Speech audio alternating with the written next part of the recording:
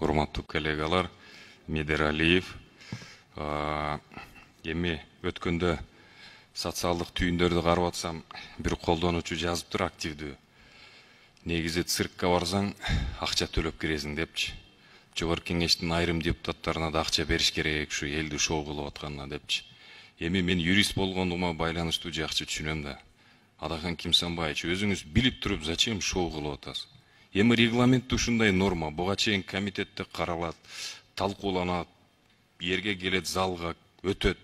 Туура эмес болуп калган ушул регламентте, чынында.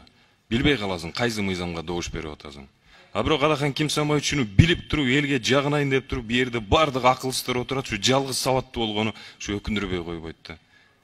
Эми билесиз буну, 5 колуңуздай билесиз, айланып кетейин. Уятты эми. Усат Таган Тургунович. Таган Тургунович, мен айтып коеюнчу. Жаңы регламент. Ушул норманы киргиздик. Мыйзамдар талкуу болгондон кийин, ме свежий болуп турганда ошондо добуш берели деп. Жаңы регламентте кирди ушул.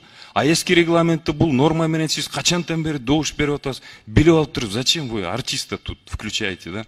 Ушул убакка чейин чыдадым, юридикалык жактан унчукпадым. Эми тут уже популизмде чек болуш керек.